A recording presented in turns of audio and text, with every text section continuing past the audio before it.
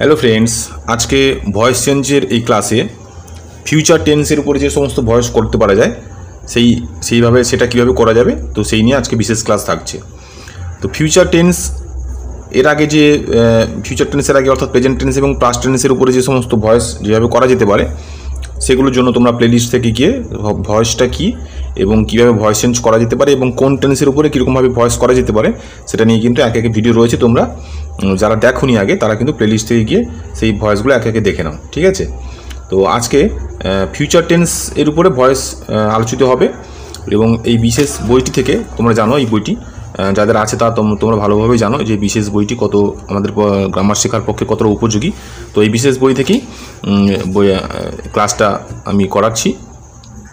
Future tense সম্পর্কিত যাদের ধারণা নেই তারা অবশ্যই টেন্সের প্লেলিস্ট সিরিজ থেকে গিয়ে পুরোপুরি টেন্সটা দেখে নিও, কারণ টেন্সের উপরে ওখানে বিস্তারিত আলোচনা হয়েছে, ঠিক আছে?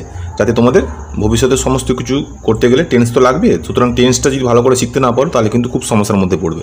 কাজে টেন্স সিরিজ থেকে তোমরা টেন্সটা কি কিন্তু একে একে করে গিয়ে শিখে নেবে, ঠিক আছে?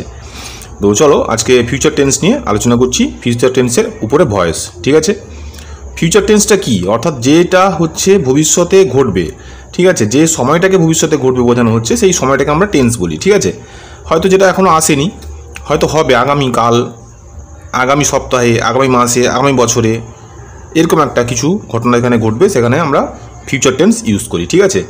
তো ফিউচার টেন্সের উপরে ভয়েস করতে গেলে আমাদের একটি গঠন লাগবে। গঠনটা দেখো এখানে যেভাবে দেওয়া আছে। এই গঠনটা হচ্ছে প্রথমে ভয়েস দু প্রকারের, অ্যাক্টিভ ভয়েস এবং প্যাসিভ ভয়েস। তো অ্যাক্টিভ ভয়েসের কিন্তু যে অবজেক্ট থাকবে সেটি কিন্তু প্যাসিভ ভয়েসের সাবজেক্ট আকারে বসে যাবে। তারপরে ওই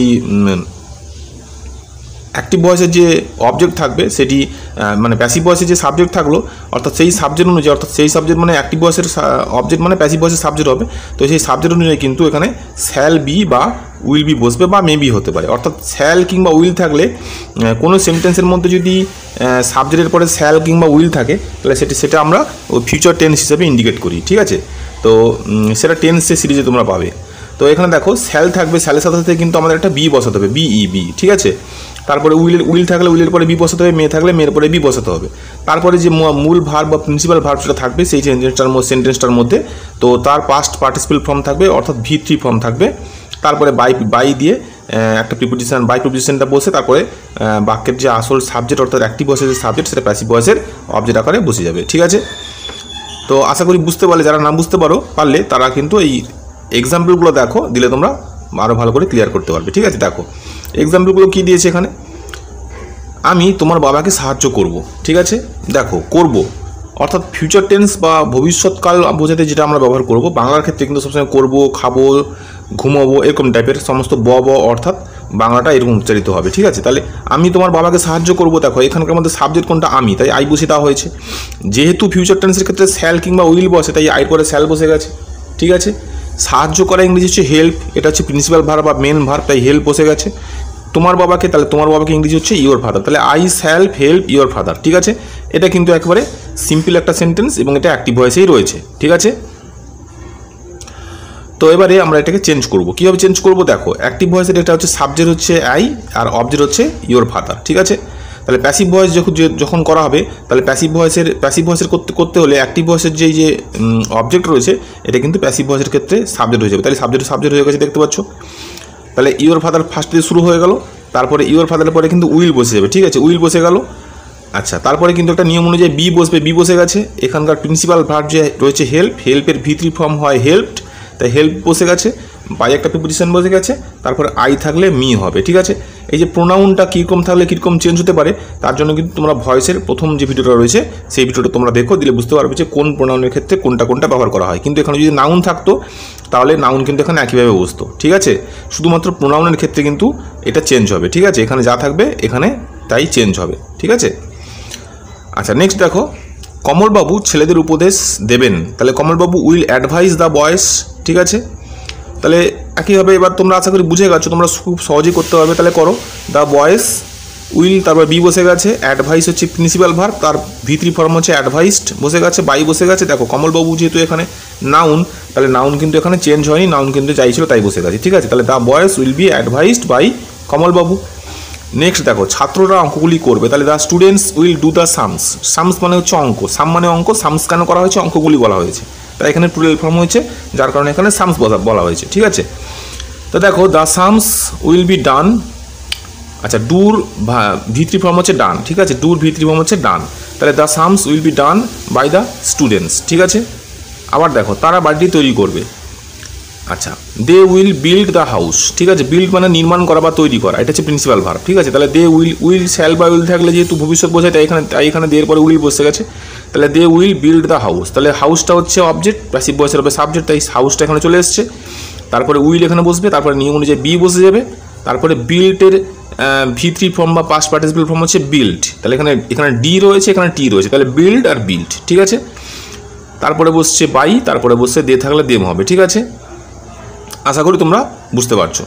তারপরে লং সেন্টেন্স দেখো, ভবিষ্যতে সৌরভ ভারতীয় ক্রিকেট দলকে নেতৃত্ব দিতে পারে। ঠিক আছে, তাহলে এখানে ভালো করে দেখো, এখানে কিন্তু শ্যাল বা উইলের বদলে এখানে কিন্তু একটা সম্ভাবনা অর্থ বোঝাচ্ছে, সম্ভাবনা। ঠিক আছে, এই যে পারেটা, এটা কিন্তু শ্যাল বা উইলের মতন কিন্তু নয়, খানিকটা এটা নেতৃত্ব দিতে পারে মানে তার সম্ভাবনা আছে, এরকম একটা অর্থে। তাহলে এরকম একটা অর্থে কিন্তু আমাদের মেয়ে ব্যবহার করা হয়। ঠিক আছে, তাহলে দেখো, তাহলে ট্রান্সলেশন করা যাক, তাহলে ভবিষ্যতে সৌরভ ভারতীয় ক্রিকেট দলকে নেতৃত্ব দিতে পারে, তাহলে সৌরভ পারে, তাহলে সৌরভ মে, লিড মানে হচ্ছে নেতৃত্ব দেওয়া। ঠিক আছে, পরিচালনা করা, তাহলে Sourav may lead the Indian cricket team, তাহলে ইন্ডিয়ান ক্রিকেট টিম মানে হচ্ছে ভারতীয় ক্রিকেট দল ইন ফিউচার, ইন ফিউচার মানে ভবিষ্যতে।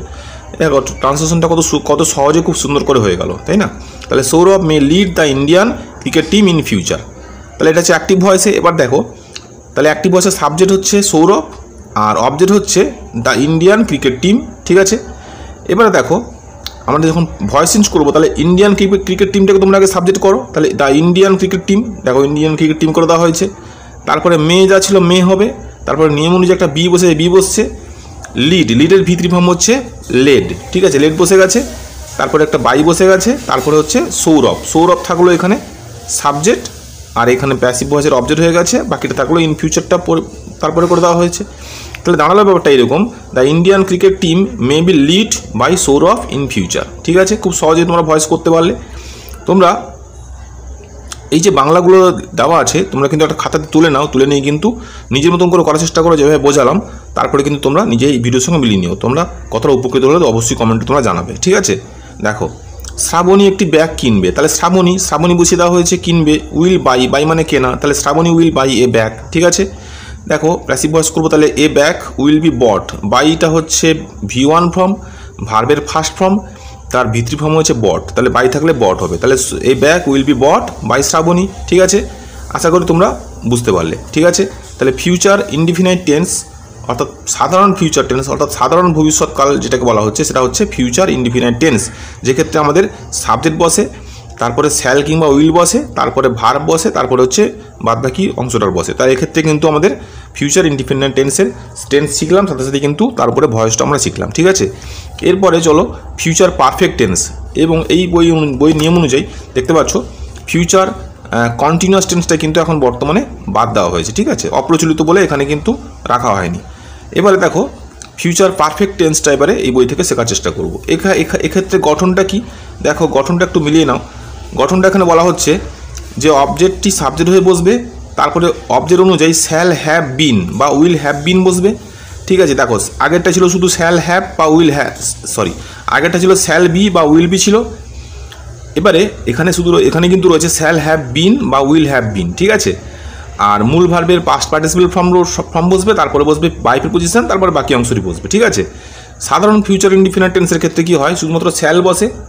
ঠিক আছে, আর পারফেক্ট টেন্সের ক্ষেত্রে কী হবে, শ্যাল হ্যাভ বসবে বা উইল হ্যাভ বসবে। ঠিক আছে, কিন্তু ভয়েসের ক্ষেত্রে যেটা আগে শেখালাম, সেক্ষেত্রে শ্যালের পরে বি বসে যাবে, আর যেহেতু এটা ফিউচার পারফেক্ট টেন্স, সেক্ষেত্রে এখানে কিন্তু শ্যাল হ্যাভের পরে একটা বিন বসবে, শ্যাল হ্যাভ বিন বা উইল হ্যাভ বিন। ঠিক আছে, আশা করি এই যে গঠনটা এটা তোমরা বুঝতে পারলে।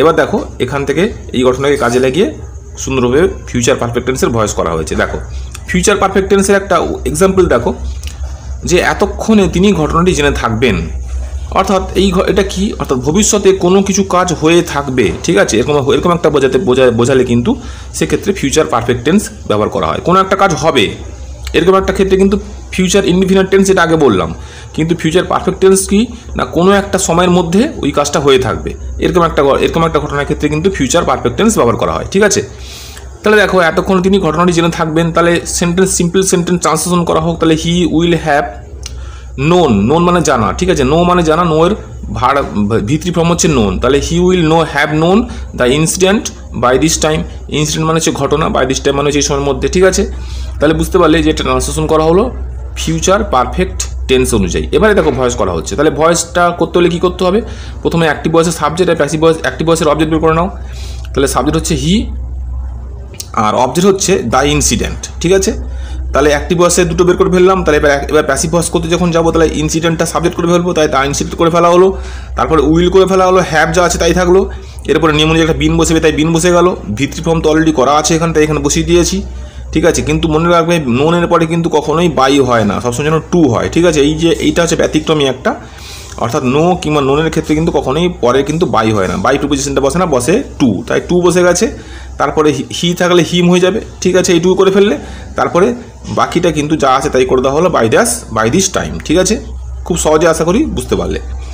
তারপরে দেখো অনির্বাণ এতক্ষণে উপন্যাসটি পড়ে থাকবে, তাহলে Anirban will have read the novel by this time. ঠিক আছে, তাহলে Anirban will have read the novel by this time, তাহলে এটাও করো, তাহলে অনির্বাণ এখানে একটা সাবজেক্ট আর এটা হচ্ছে দ্য নবেল। ঠিক আছে, নবেলটা হচ্ছে অবজেক্ট, তাহলে নবেলটা সাবজেক্ট করা হোক, তাহলে দ্য নবেল, তাহলে উইল হ্যাভ বিন করা হয়েছে, রিডের ভিতরি ফর্ম রিড করা হয়েছে, তারপরে বাই অনির্বাণ, বাই যেহেতু নাউন আছে তাই নাউন যা ছিল তাই হয়ে গেছে, বাই দিস টাইম পরে বসে গেছে। ঠিক আছে, আশা করি তোমরা বুঝতে পারলে, একে একে সমস্তগুলো খুব সহজে তোমরা করতে পারবে। ঠিক আছে, দেখো তারপরে দেখো রাকেশ ঘুড়ি উড়িয়ে থাকবে, তাহলে Rakesh will have flown a kite.